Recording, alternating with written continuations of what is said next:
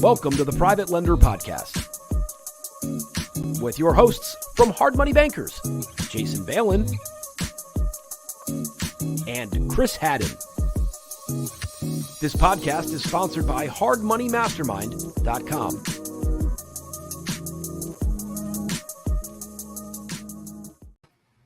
Hey everyone, Chris and Jason here. Thanks for checking out the Private Lenders Podcast. As always, sponsored by hardmoneymastermind.com. Go check it out, create a free account, join the conversation with us and about 500 other private lenders from around the country.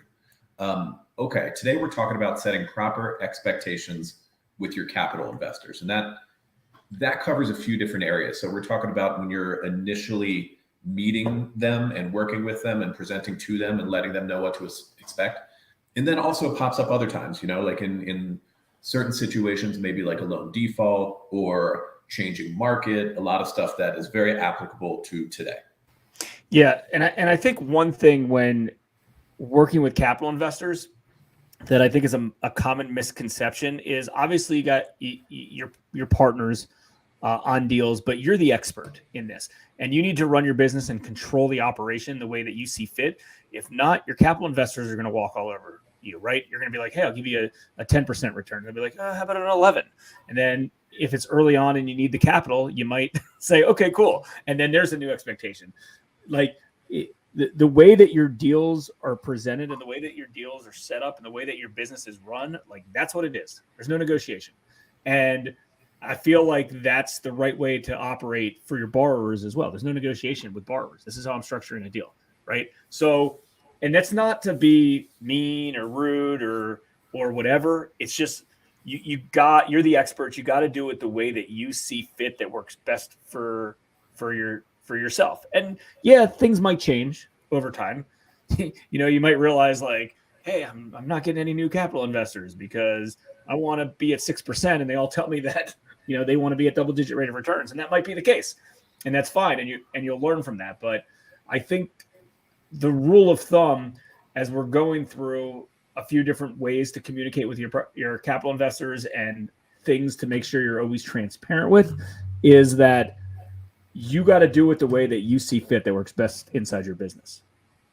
For sure. In starting out, I would try to differentiate capital investors between active and passive, because that's the reality of it. They are different. They're because of their professional background, personality type, what they do day to day is going to change how they interact with you and what they expect from you. So starting out with active capital investors, these are people that are involved in business on some level. They're investors. They might own companies. They could be in real estate themselves. And they know exactly what's going on with these deals and they prefer it that way, right? So when you're communicating with them either upfront before they do a deal or when you're presenting deals or while one is outstanding, they're just going to need more information because they know exactly what they're looking at and how to underwrite these loans and how to handle them. So it is important to set proper expectations up front in terms of when they're going to hear from you. Because the reality is, like, if somebody misses a payment or a loan's getting near default, the active people typically want to know what's going on. And then if you jump over to the passive side, and these could be self-directed IRA investors or family and friends or people who maybe are not active real estate people and investors and such. And oftentimes they don't really need to hear about deals or situations because they just aren't interested. They don't care. They don't want to hear about it. They trust you as the lender to manage your deals in your portfolio and to run with it. And they passively collect their interest income. And you'll be able to feel out which is which. But those are the two main types, I would say. And it's good to set expectations by asking questions as well. Like, what do you want to hear about? I would definitely don't make the mistake that I made back in the day of saying, I'm going to keep you posted along the way during a construction job on a performing deal, because it just becomes, that sounds like it would be a logical thing to say. But what it turns into, if you have several loans outstanding and you're doing several construction draws this week, you would have all kinds of people to update on something that's not newsworthy, right? They're making payments, they're doing their construction job, then they're going to sell it. There isn't much news there. So I wouldn't make the mistake of promising that they're going to hear from you then. We like the setup of, if there is some kind of default situation, then we're going to reach out to you and let you know what's up. And again, some people want to know about that stuff and some people don't. Some people are not interested. They just want you to handle it. But it is important to differentiate that up front. Also, keeping things easy and the same for everyone will make your life way easier, way better, and more importantly, look more professional with your capital investors. And it helps with kind of non-negotiation. So let's talk a few minutes about things that you can just keep the same and keep simple. Like an example is the return, your investor. So in essence, if you're lending out at 13% or 12.99%, you want your investors to get 10% return, keep it at 10%, right? You don't need to negotiate to 9. Some people that are willing to take less and go down to 9 or up to 11, like just keep it the same, right? Like the easier everything is, and the more you make this business as each loan and each investment's like a widget, the easier your life is going to be, I promise. Because if you start even on the small end and it's like, oh, well, hey, we have this set up here, we have this set up here, we have this set up here, we're doing this. Like, not only is it going to get confusing, but like you kind of lose credibility because it's not, you kind of just look like you're, half-assing everything and kind of working on the fly instead of trying to keep everything congruent. So, another example is like payment dates. I was talking to somebody in the mastermind group recently, and he was pretty much, the way that he has his operation set up is payments are always due 30 days after the loan closes, right? So for instance, if you it could be any day of the month. Exactly. So if you close if you close today, we're recording this on December 15th. If you record on December 15th, the first payment's due from the borrower on 1/15. Makes sense logically. On paper, that makes sense logically, right? You don't have to deal with per diem interest. It's, you just have to know when the date closed, right? Like I do understand, if you're kind of just starting off why you do that, right? And then your capital investor gets paid in 30 days from now, right? As long as they're making monthly payments and stuff like that. So I do kind of understand that. The problem is as you grow, it'll be a nightmare, right? You have tons of loans on your books and you don't know when anyone's due, right? So the way we do it is just like a regular mortgage company does it. Everything's due on the first of the month. Every loan's due on the first of the month, right? If we close on the 15th of the month, let's say we close today, we collect per diem interest. So 15 or 16 days of interest through the end of the month.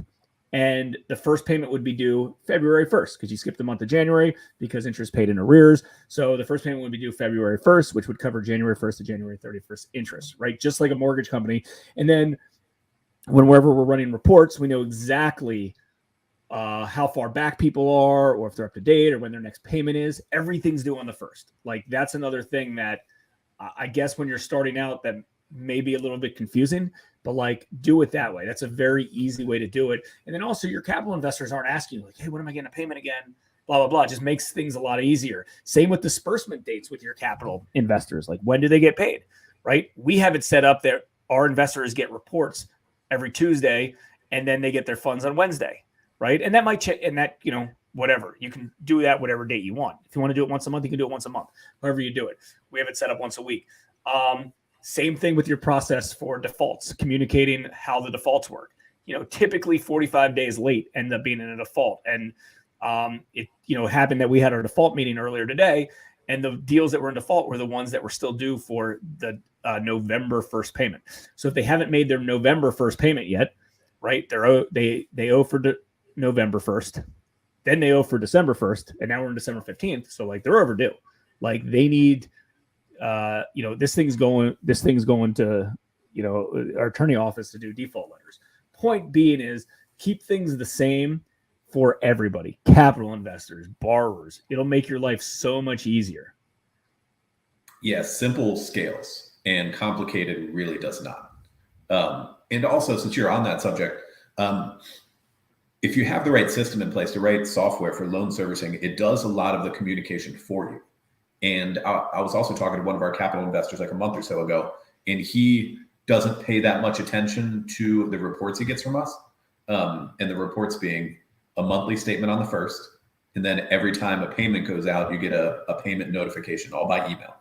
And I told him that between those two, there really isn't anything that you don't know. And he thought he was missing or was like unaware of what was going on. It's just because he kind of hadn't looked at it. He's a very savvy real estate guy, but not that focused on tech and email and stuff like that. So I walked him through it. And based on the information you get on a monthly statement, here are the ones outstanding. Here's when they're next due. Here's the maturity date. It tells you what you need to know. They don't need to ask me that. They're not unclear of that. They don't need to go look at any loan documents. It's going to ping their email and answer the majority of their questions. If they have something beyond that, they'll reach out to me. Right? And then we'll take care of it for them. But yeah, I mean, keeping everything uniform is really the only way to scale. Like if you're doing all the different payment dates and everybody gets a different rate of return capital wise, like, I mean, you could juggle that stuff if you have 10 loans outstanding or something, but not beyond that. Like it would just be a nightmare beyond that. Yeah. Yeah. I mean, I think to sum all of this up is make sure you're setting the proper expectation with your capital investors on the front end. Keep learning from that. Keep getting better and better. If you're bringing in new capital, continue to be diligent and get better and better and better at setting expectations. And go back to your existing ones. If there is stuff off, be like, oh, hey, by the way, we're changing this process. We're doing this, we're doing that. Because it's hard enough in this business to be juggling the borrowers and making sure everyone's performing. You don't want your capital investors to not be on the same page with you. They're a strategic partner. They work with you hand in hand. You want to keep things seamless. And I mean, we can tell you from experience that,